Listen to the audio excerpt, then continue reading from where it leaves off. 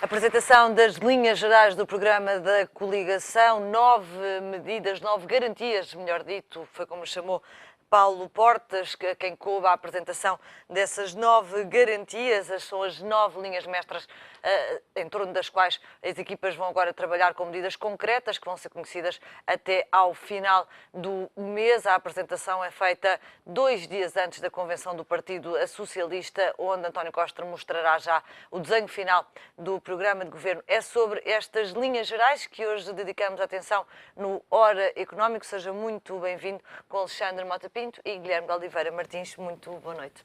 Alexandre Mota Pinto começava por si. São 9 garantias. Há aqui uma menção muito clara nesta fase final do discurso do Primeiro-Ministro que não haveria muitas medidas, 25 medidas, para não haver dispersão. Foi uma crítica clara àquilo que foi apresentado pelo Partido Socialista. Gostava que revíssemos uma a uma, de facto, estas garantias. Uma delas, por exemplo, é a inscrição de um limite para a dívida pública na Constituição. Esta mesma questão dividiu Pedro Passos Coelho e António José Seguro em 2011. É uma medida populista ou é uma medida que, de facto, pode trazer aqui algum rigor orçamental? Muito boa noite.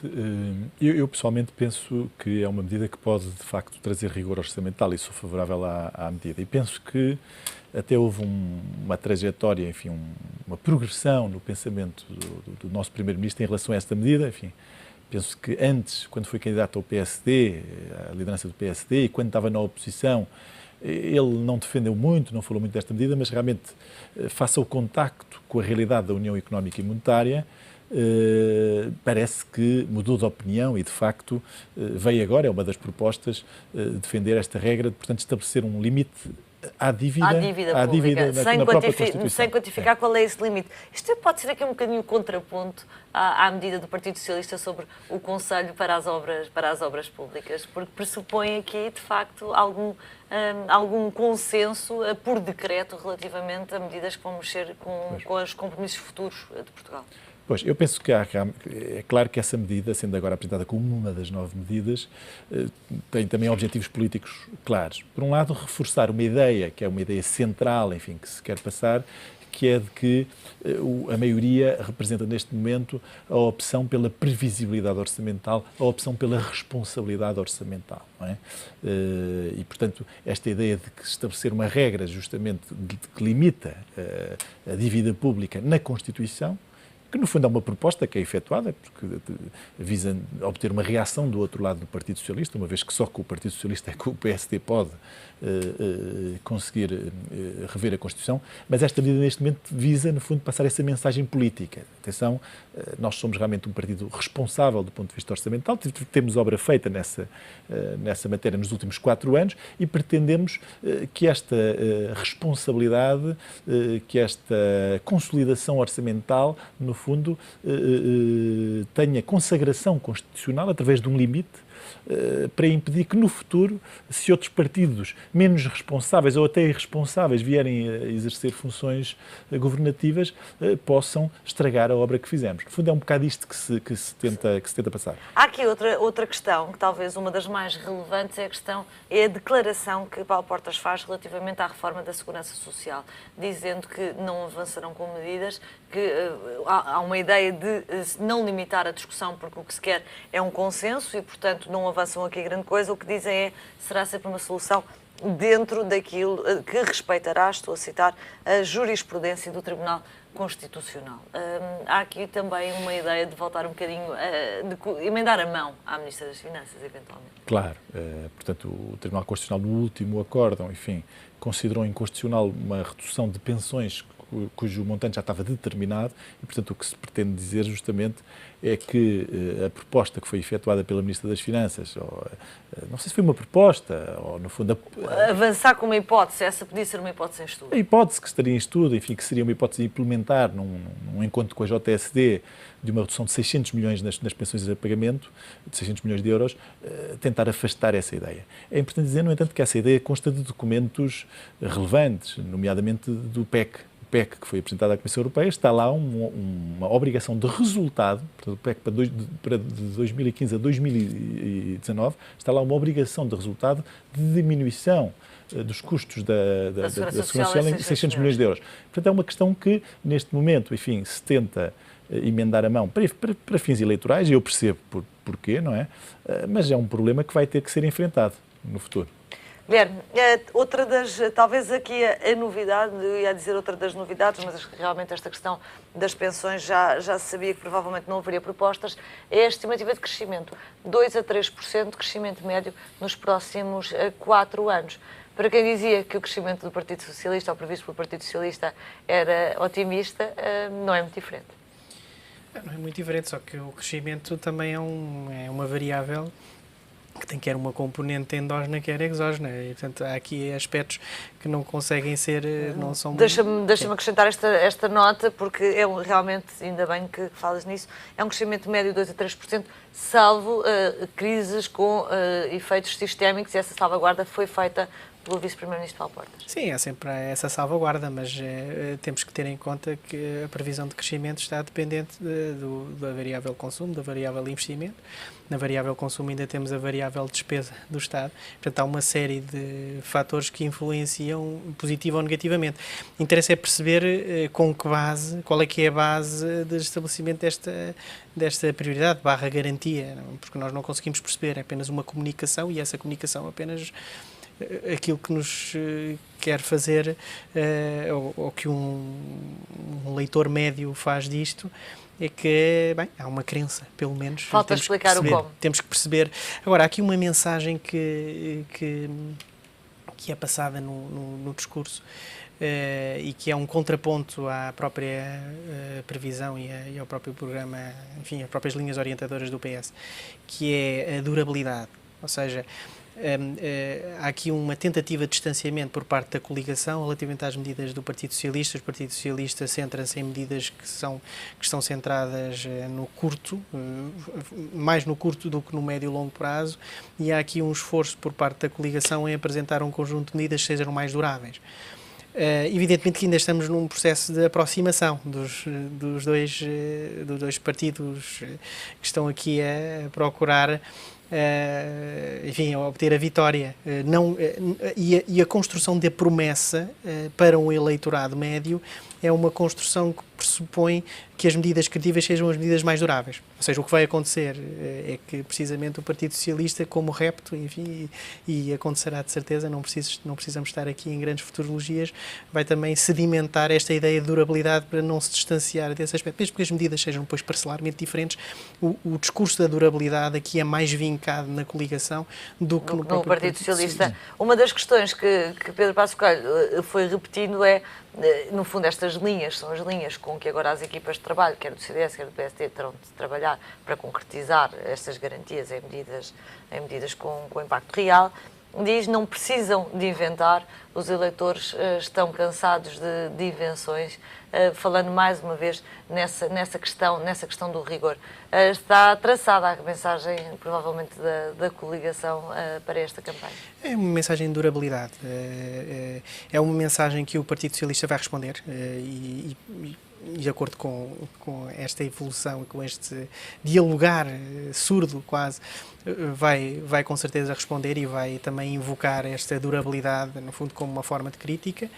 Há também a construção do conceito de durabilidade, e nós vemos no final da intervenção do Passos Coelho, o que percebemos é que há um esforço de coesão e de síntese nas medidas que não serão mais de 10, e portanto a escolha das 9 é um número que parece escolhido, mesmo que essas 9 garantias incorporem outras submedidas, e portanto há aqui mas é uma mensagem de simplicidade, de credibilidade, de durabilidade, em face um pouco, e isso nós conseguimos perceber pela leitura das medidas orientadoras do programa do Partido Socialista, em face de uma certa dispersão, e portanto é a crítica que a coligação apresenta e isto é uma crítica direta, não é tanto dirigido ao eleitor, é dirigido ao Partido Socialista, de que esta dispersão não é aconselhável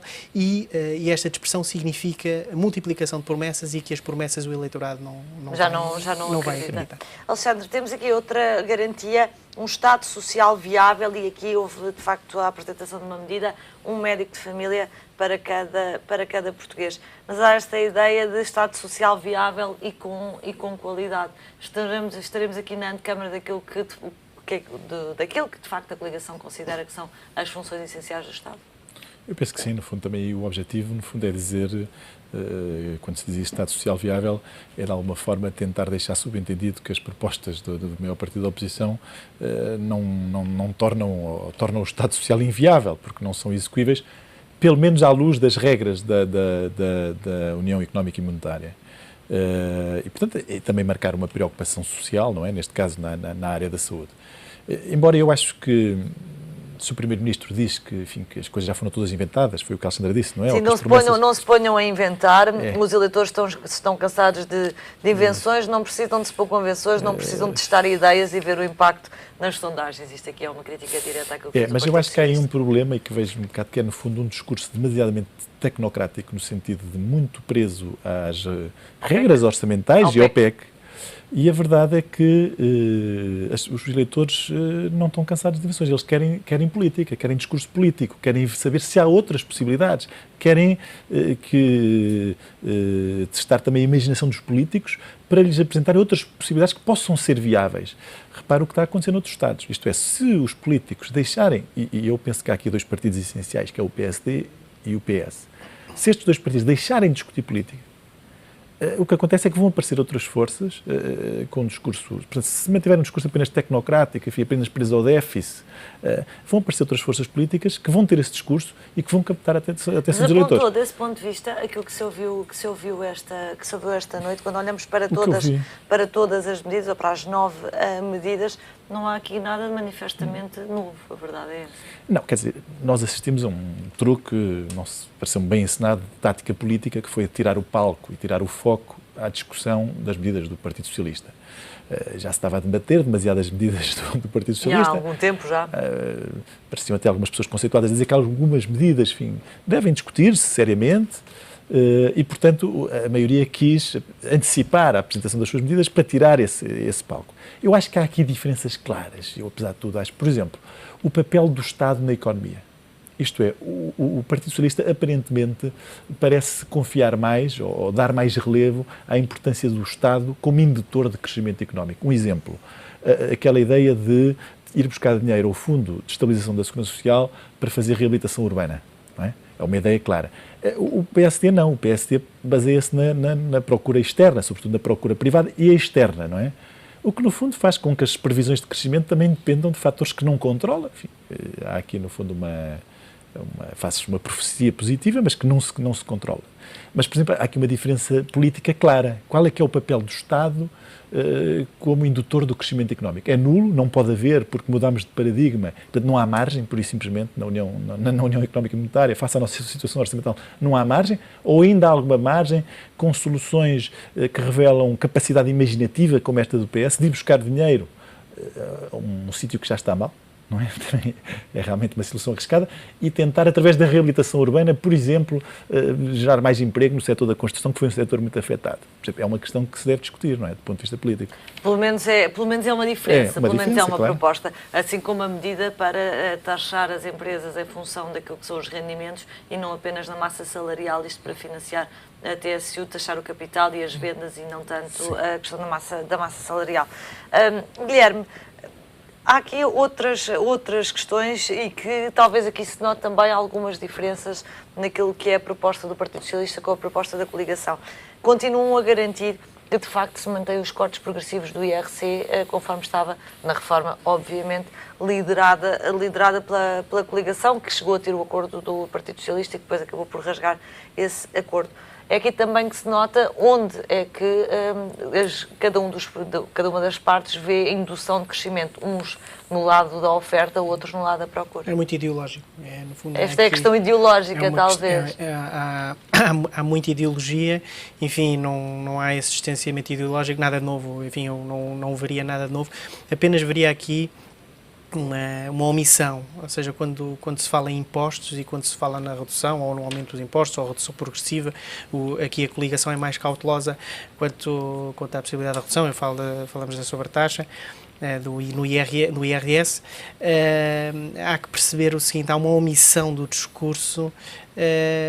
Como é que a consolidação orçamental se garante, porque nós conseguimos perceber que as medidas da austeridade representaram uma redução do Estado e há uma ausência de discurso quanto a esta redução do Estado devia significar mais qualidade. E, portanto, a maior aproximação, mais qualidade do Estado, menos Estado, mas com maior qualidade. Como é que, reduzindo o Estado, se garantem ou melhor os níveis de qualidade? E, portanto, no fundo, há uma ausência de discurso que se vê de parte a parte. Não é só na coligação, mas também do lado do PS também há essa... Apesar de tudo, o programa do PS, Guilherme, deixa-me só dizer isto, começa logo com um Estado moderno, inteligente, não é por acaso. Quer dizer, quis marcar uma diferença ideológica. Mas começa logo pelo Estado, pela referência ao Estado.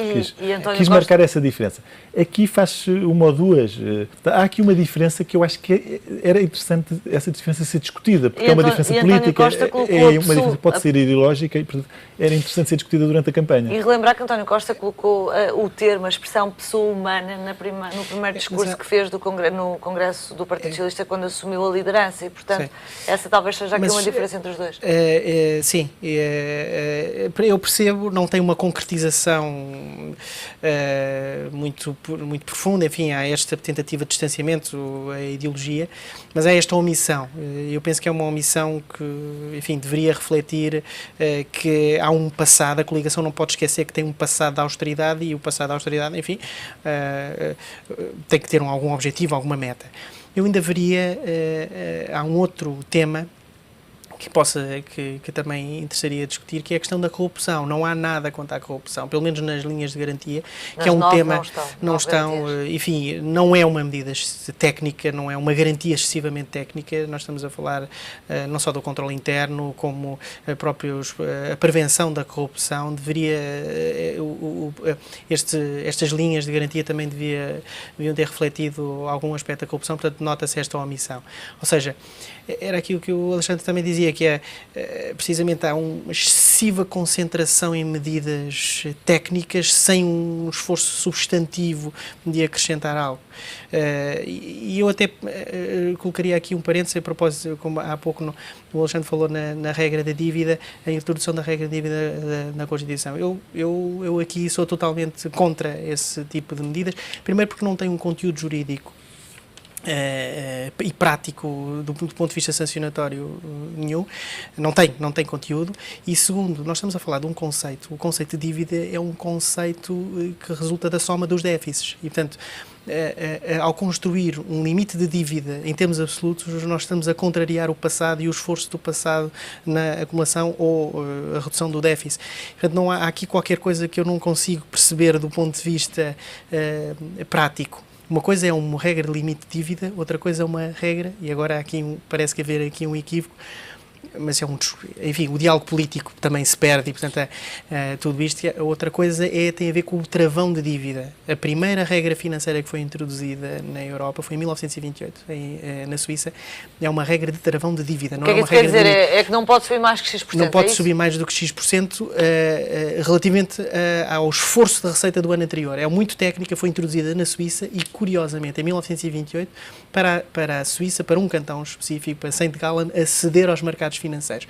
Enfim, depois sabemos o que aconteceu em 29 e etc. Mas olhando para a Suíça agora correu bem. Sim, mas interessa perceber que há aqui um equívoco que se gera, um equívoco que tem quase 100 anos, que é de que uma regra de dívida, a dívida sendo um conceito, é o somatório de déficits anteriores, possa ter um limite e mais, para além de poder ter esse limite, de haver uma consagração desse limite legal ou constitucional. E, portanto, ou seja, há um excessivo, isto para dizer, para ilustrar que há uma excessiva concentração em medidas técnicas, enfim, porque a coligação está capturada por 4 anos de governação e, portanto, não pode esquecer-se isso e, portanto, perde a substância perde-se com a tecnicidade. Eu, por acaso, aqui eu discordo do Guilherme neste aspecto, porque nós temos uma Constituição muito grande, muito extensa, com imensas normas, e que permitem normas como, por exemplo, sei lá, o direito à autodeterminação informática, o direito ao desporto, à prática desportiva a habitação. E o direito à habitação, mas aí é realmente, embora seja um direito, mas pronto, já estamos a falar de algo mais relevante e com mais impacto na vida das pessoas. Portanto, o meu argumento seria, então, e não consagramos uma regra que, no fundo, pode constituir um pressuposto daquilo que é a nossa liberdade financeira enquanto país, a nossa independência? O meu argumento é este. O argumento do nós fundo, começamos por dizer... se não pudermos aumentar a dívida, não estamos a hipotecar o futuro de alguma forma e aquilo que a próxima geração vai poder. E o passado. Não estamos é claro que é verdade que nós partimos de uma situação do passado, mas também, exatamente por isso, por nós sabermos o que é que foi o nosso passado, isto é, eu parto da mesma situação de facto do Guilherme, mas extraio exatamente a conclusão contrária, é que por saber exatamente o que se passou no passado, é que eu penso que é necessário esta regra estar consagrada num diploma de valor reforçado, mais forte do nosso ordenamento jurídico, que é a Constituição. Porque realmente o que nós vemos é que se não houver esta contenção da dívida, mais tarde ou mais cedo vamos ter uma nova intervenção externa. Portanto, é aquilo que nós Essa é, aliás, a primeira garantia da coligação neste programa, dizendo que não vai haver mais intervenções, obviamente, num cenário, deste ponto de partida, num cenário em que a coligação é governo. E, portanto, voltou-se a insistir um bocadinho nesta ideia do medo, não é? Não votem no Partido Socialista porque vai tudo voltar a 2011. O que é um bocado triste, não é? Promessas que são feitas um bocado em cima da ideia de resignação. Ok, nós não somos os melhores, não vos proponho, mas... É menos mau. Somos menos mau porque o que aconteceu antes de nós foi o que foi e pode voltar. E eu penso que, enfim, a quantidade, por exemplo, de jovens desempregados cá em Portugal, a quantidade de desempregados de longa duração merece ser mais do que isso. Houve aqui realmente uma garantia, uma promessa que foi boa nesse aspecto, que foi a de que o desemprego vai descer, a taxa de desemprego para menos da média europeia. Mesmo assim, esperemos que certamente o Primeiro-Ministro não está à espera que a média europeia aumente. Não Vamos acreditar que ele não está a falar da média móvel dos últimos 200 períodos. Mas como? Mas como é que isso se vai fazer? Quer dizer, porque se realmente vamos manter, no fundo, as restrições orçamentais, e, portanto, se o Estado não vai induzir crescimento económico, e se a procura externa se mantiver, nós estamos neste momento a beneficiar de condições muito boas, com um dólar bom, o preço do petróleo baixo. Não sabemos como é que isso vai ser possível. Isso era bom, mas eu acho que esse é um aspecto muito importante que a coligação tem que falar. Esta é uma daquelas que parece vaga. Parece uma promessa muito vaga. Enfim, eu gostaria que se concretizasse, mas olha, é uma pergunta que eu acho que deve ser colocada ao Primeiro-Ministro. Como é que vai fazer Como é que isto se faz? Guilherme, finalmente, e muito rápido, me pedido uma resposta rápida. Há também, no final de todas estas garantias, uma promessa de desburocratização, não é uma palavra fácil de dizer, e também aqui algumas alterações ao nível da justiça, de simplificação dos processos. Faz lembrar um bocadinho o programa do PS, que tem Simplex aplicado a tudo e mais alguma coisa. É a réplica ao Simplex, evidentemente. Por um lado, é muito curioso, mas isso é comum aos programas, por um lado, fala-se numa maior controle da despesa e da dívida e, portanto, um excesso de burocratização quanto à parte financeira e depois quanto à parte administrativa, tudo o resto, desburocratizar. Atenção que desburocratizar não significa melhorar o Estado. É preciso ter muito cuidado em perceber que a desburocratização muitas vezes pode fazer perder o sentido na tomada de decisões e a demasiada simplicidade pode dar lugar a situações que não são desejáveis. Enfim, e aqui voltamos à questão da corrupção e do plano de prevenção da corrupção. Aqui é muito importante perceber que não basta o Estado simplificar. E aqui eu falo quer no programa da coligação, quer no programa do Partido Socialista. Não basta simplificar a relação com o cidadão. É preciso melhorar qualitativamente essa relação com o cidadão, e essa relação com o cidadão pressupõe que haja estabilidade e segurança nas relações, mais do que desburocratizar. Portanto, eu penso que, enfim, é importante, é um esforço importante, há um esforço de continuidade na tomada de medidas, que o Partido Socialista de facto extrema, porque no fundo considera-se no fundo, o pai do Simplex, e portanto há um Simplex agora no programa do Partido Socialista, há vários Simplex para várias áreas, e, portanto, mas é preciso olhar para a qualidade, não basta simplificar a relação, é preciso que haja uma melhoria qualitativa com poucos recursos, é isso que significa. Alexandre, há aqui coisas, nomeadamente nesta questão do Simplex, e também nesta ideia do desemprego sem quantificar, falar-se antes aqui numa média, que aproxima um bocadinho os dois programas. Vai, no final, ter uma resposta curta, haver dificuldade aqui em decidir o que é que um e outro estão a propor de realmente diferente? Vai haver alguma dificuldade, apesar de tudo. Mas essa aproximação também é ditada pelo próprio quadro em que as propostas são apresentadas, não é? Porque se houvesse uma grande diferenciação, muito provavelmente não se respeitariam as regras comunitárias. Sim. Mas, apesar de tudo, há diferenças. Há diferenças, por exemplo, o papel do Estado na economia, essa é uma diferença clara. Sim, e a questão do IRC provavelmente também é um sinal para a do IRC, por exemplo, exatamente. No fundo, eu acho que há aqui uma diferença clara de quais é que são os fatores atuais indutores de crescimento económico. Qual é o modelo que devemos seguir e em que é que devemos apostar? Meus senhores, muito obrigada pelo vosso comentário, a análise de Alexandre Mota Pinto e Guilherme de Oliveira Martins às linhas gerais do programa da coligação que foram apresentadas esta noite.